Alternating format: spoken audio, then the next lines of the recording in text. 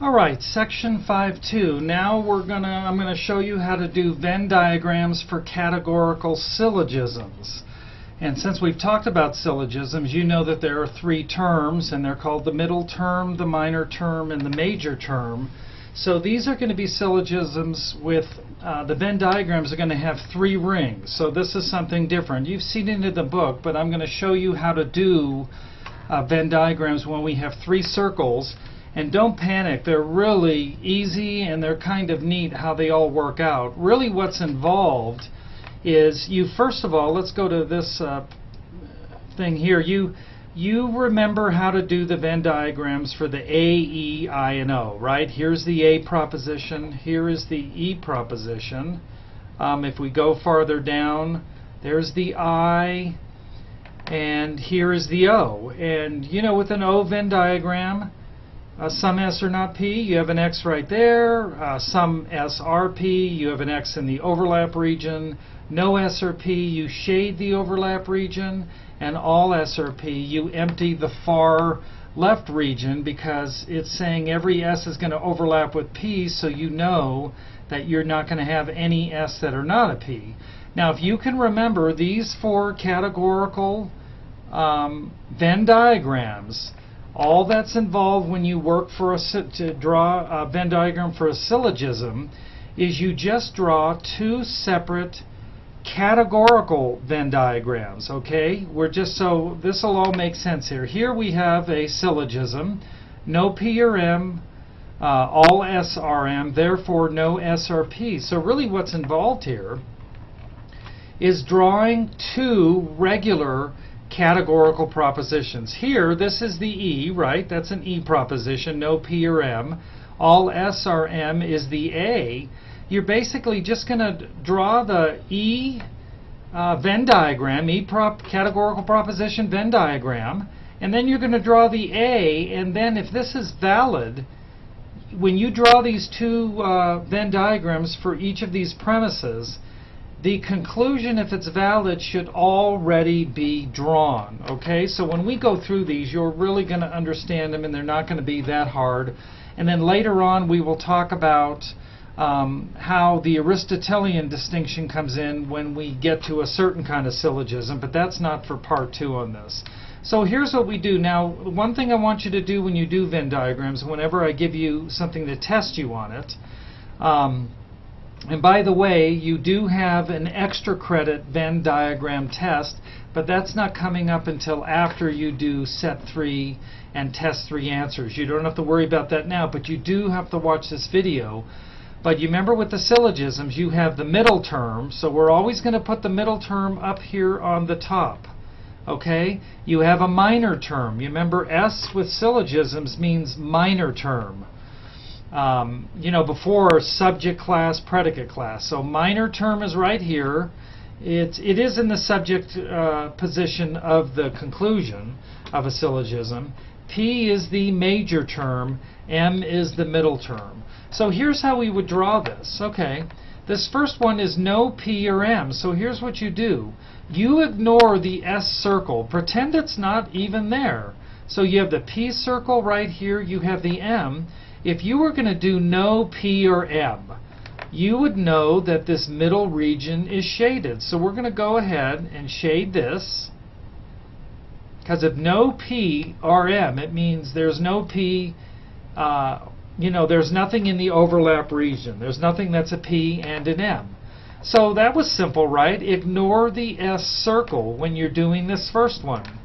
Okay, we've got that one drawn, and remember, if you can't, you know, I'm sure you know it, but no S or P, the middle region is shaded. That's all we did. Look at the M, look at the P, forget about the S. You just did that, right? All right, second premise, all S are M.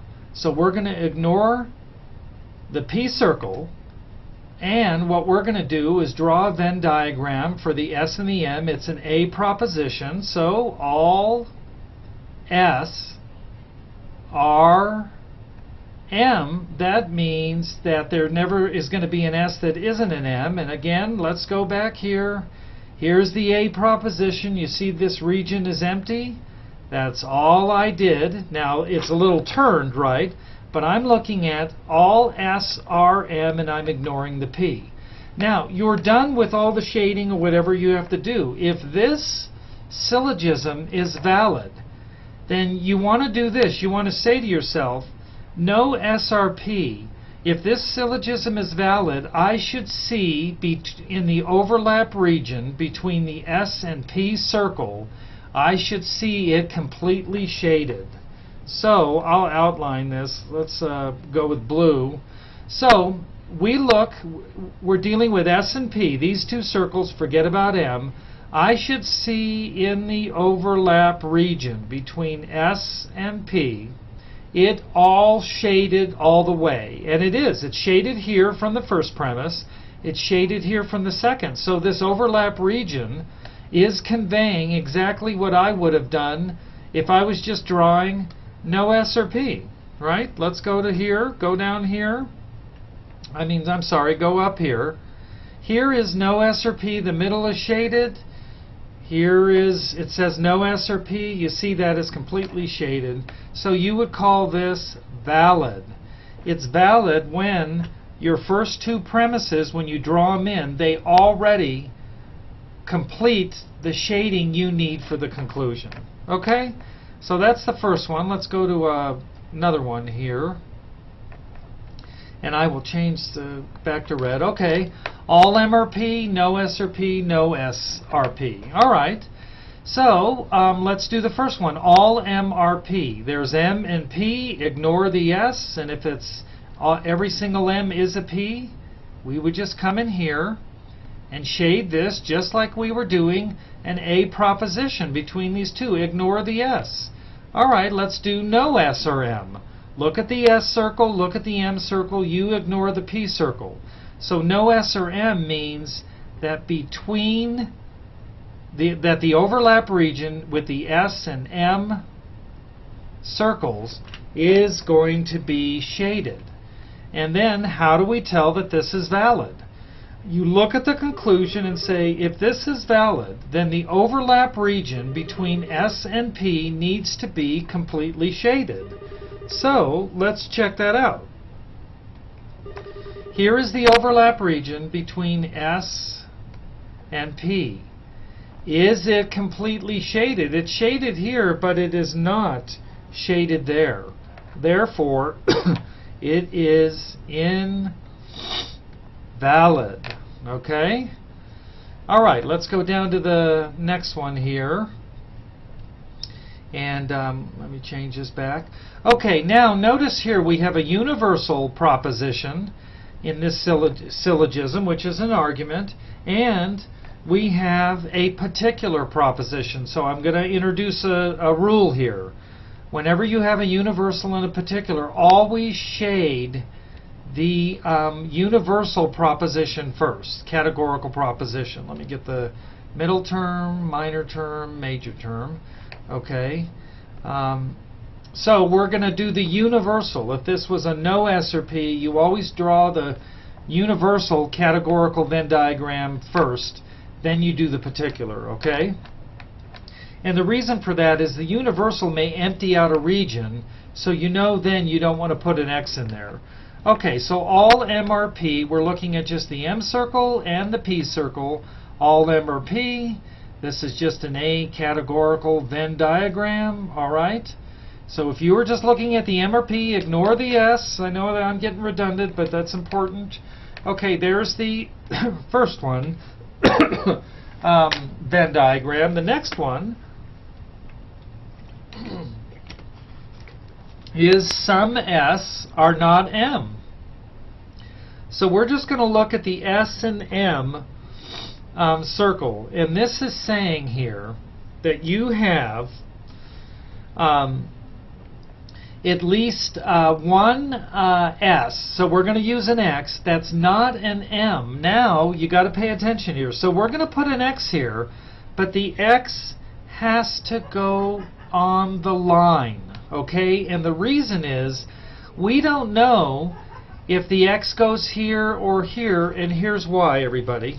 All this says, it's talking about S in relation to M. It says S, no, let's do a different color here. we'll do the blue actually. It says S is not an M, right? So here's the S circle, and S is not going to be in the M area. So we know it's out here. But the reason we put it on the line is because we don't know. All it tells us it's not an M. But do you realize if we put the X here, let's just say we put it here, that means that would be saying S is not an M and it's not a P. But this doesn't say some S are not M and not a P. So we can't do that. Okay? So we've got to come up here and erase that. Now, let's say I put the X here. Well, we don't know that either, okay? Because if I put it here, you know what that's saying? Some S there's at least one S that's not an M, and it is a P. But we don't know that. It's not telling us it is a P, which would go here, or it's not a P, the X would go there.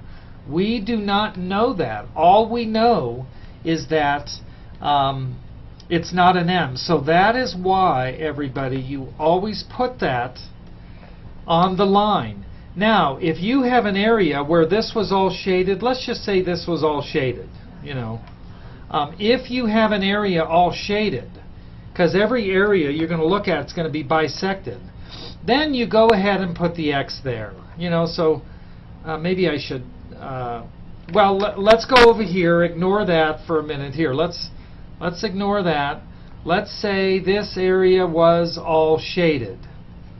And this was S, and this was M, and you know you have at least one S that's not an M.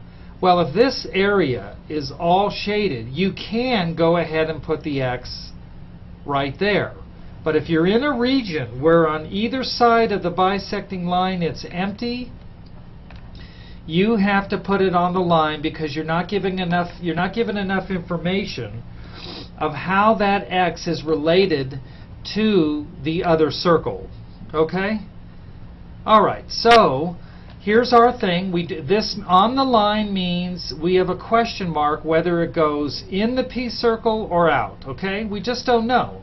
Alright, so now let's go here. This is telling us that the conclusion is saying there is at least one S that is not a P, which means we should find an X in this region outside the P circle. But we don't, right? We have it here. It could be here, but we're not sure. We don't have, remember these are syllogisms or deductive arguments, which means we have to know for sure that there is an X outside the P circle, and we don't know. It's not here, but we don't know it's in there. So because of that, that is why this would be considered invalid. Okay, let's go up and we'll do another one here. Let's do this one here. And we'll put that there. Okay. All P are M, some S are not M, some S are not P. Alright, so remember we do the universal first. So all P are M, ignore the S circle. If every P is an M, we're going to go ahead and shade this, right? Go ahead and shade that. Then it says some S are not M, right? So there's at least one S that's not an M. So like this is the M circle, and we have an S. This is M, M, M, M, right there. Now we're into the S, so there is at least one S that's not an M. Now this region is already shaded, right? From the first premise. So we put the X outside the M right there. Okay? You don't have to put it on the line, because if that one's shaded out, put it in the only area where it's not shaded.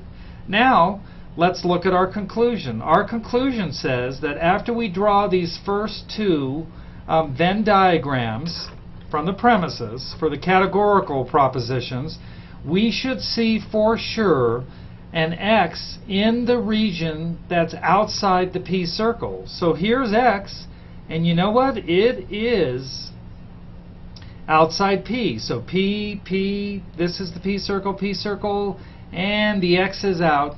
So that is why right there we are going to call this valid. Okay? Let's go do the next one here. Alright, some MRP, all SRM, some SRP, and let me go ahead and get these classes in. So our middle term is here, our minor term, and our major term. And we're going to go there. Let me change my ink back. Okay, we do the universal one, so all SRM. So this should be very routine now. Ignore that P circle. Just pretend it's not even there at this point, right? Okay, you've done those a lot, you know. Let me go back one more time. See, there's the A. You've done this. You just have hashed this out, right? So that's what we're doing here. That's why I did that. All MRP. No, all SRM, SM, ignore the P. Now let's go ahead and do the particular. It says there's at least one M that is a P. So we're looking at the M and the P circle. Now where would you put it? You put it on the line. If you know the region and it's bisected, they all are bisected, but either side is not shaded, it has to go on the line. And the reason for that is this says some SRP. We know there's at least an X. You know, there's one M, that is a P, so it's in the overlap region. But it doesn't say there's at least one M that is a P and is not an S. If we put it right here, then we know it's not an S. It's outside the S circle, but it doesn't say that. Okay. It only says that it's, you know, we have at least one M that's not a P. So we're not going to put it there because it doesn't say it's not an S. And we're not going to put the X here because this doesn't say that there's at least one M that is a P and is an S, right? Okay, so let me erase that.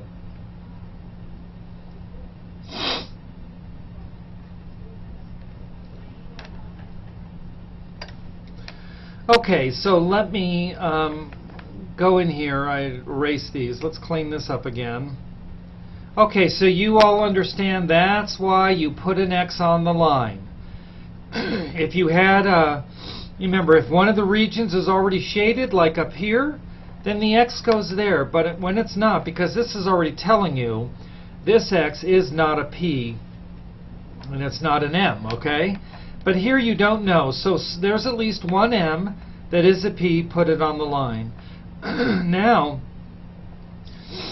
let's go to some SRP. Here's the conclusion. This means with certainty I should see an X in the P region. So I'm looking at S and P, and I need to see an X here, but I don't have it here. So this here is going to be invalid because I don't see an X right there. On the line means it could be here. So we will call this invalid. Okay? All right, I'll tell you what, we'll stop here and we'll continue on with the next few more examples, and then I want to talk about what we do when we come to something that could be commits the existential fallacy from the Boolean perspective. But remember, Aristotle says, hold on, I'm not ready to declare this committing the existential fallacy. I want to see if some key terms really refer to real things in the world and they have existential import.